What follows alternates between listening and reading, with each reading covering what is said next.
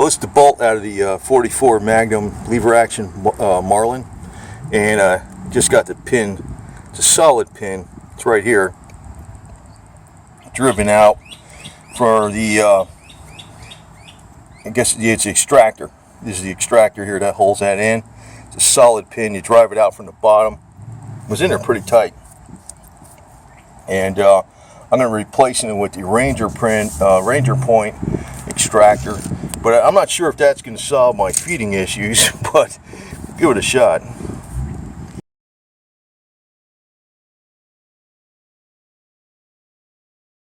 I'm working out of a cat food box, so I do that because just in case I lose a part.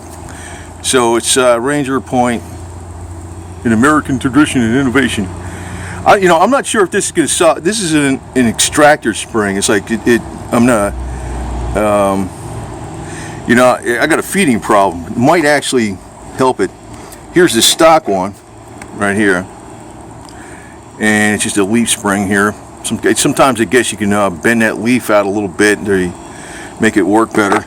And I didn't even realize they give you a punch. Well, that's pretty good. Stupid me, I'm looking for a punch on my toolbox. I finally found one. I said, they gave you one right here. They give you an extra spring in case you lose this one, because it's in here in this little sleeve. When you pull this off, it's under tension, and you could pop out, but if it does pop out, that's why I work inside of a box. Usually a bigger box than this, but I had the cat food box, and it just slides. It slides right in here, right in there. So then you put your pin back in from the top. Yeah, wait a minute. Yeah, from the top, I believe. Yeah, till it's flush. So here we go. Well, I took a dummy round just to make sure it grabs around. It does, no problem. And it's got this spring in there like that. So we'll see. I'll put the old parts in here, and I got to label them. So it's got an extra spring to punch in the old extractor. So we'll see if it's. I actually have a feeding problem, not an extracting problem, but this might help it. So we'll find out. I'm going to say avoid this product, man, because I don't know if it doesn't work with my rifle. And as predicted, spring went flying over there someplace. Thought it was going to hit here maybe, but it didn't. And the punch they give you with it broke, so use my own punch, this and that thing. So I'm going to put this in here and probably bend the spring out a little more, and hell with it. Maybe grind this down a little more. I don't know. See what happens. Well, the old one's back in there, and I definitely like the old. I like the stock one a lot better because that spring did fly right the hell out of there. It's like, I wonder why to give you an extra spring. It will fly right the hell out of here, like boom. And that's crazy. I don't like that. I mean, as long as I get the stupid thing to work halfway reliable, I'll be all right. Remington, or whatever the heck is Remington by Marlin, whatever you want to call it, they are nowhere near what the heck they used to be. Nowhere near. They got a lot better, but I've heard they were a real disaster when Remington first took them over, because all the machines were all old and stuff, and there was like craftsmen in Connecticut that knew exactly how to adjust the machines exactly right. Well, forget about it now, man. They're still. I think sometimes they're good, sometimes they're bad, but I'm not buying any Marlins. I was going to get a 30-30. I said, no way in hell. Well, the stock extractor works okay after, I kind of ground down the end of it a little bit. Not the part that has a hook on there, like on the top part, so it's smooth. Sometimes you got to like double feed it in there a little bit, jiggle it in. But maybe if I try different brass and different ammo, I heard that Remington brass is slightly different from Winchester. The brands are a little bit different. I might find a freaking brand that the brass works really good. Who knows? But I don't think it's a matter of wearing it in. It is kind of screwed up. But I wouldn't trust my life with this thing. That's the thing. If I needed a second shot, I'd be like, get jammed up. I wouldn't trust my life with this thing until I don't know what it's going to take. But I would avoid Marlin. You might get a good one, but the way to get a good one is just go get somebody that has one. He'll show him shooting it and cycling a bunch of rounds through it and hitting the target good.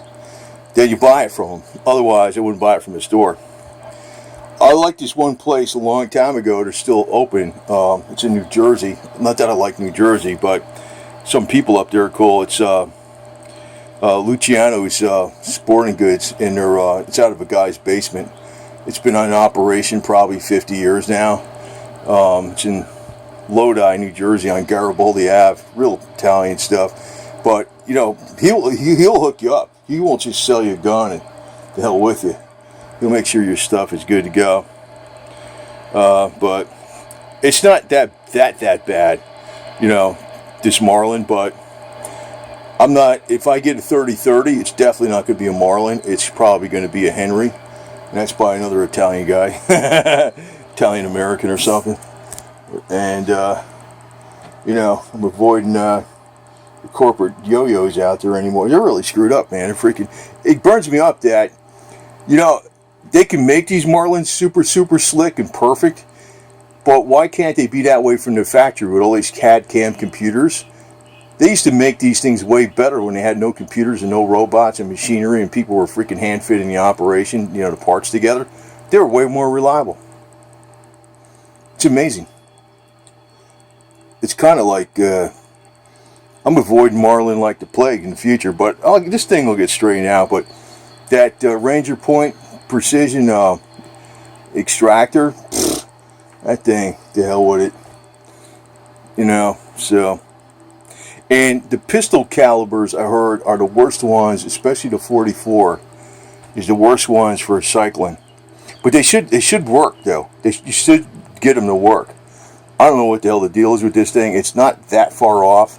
It's like every once in a while I have to do like a double, you know, like that, to get the round up in there.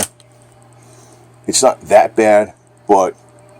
And I do like this from Ranger Point Precision.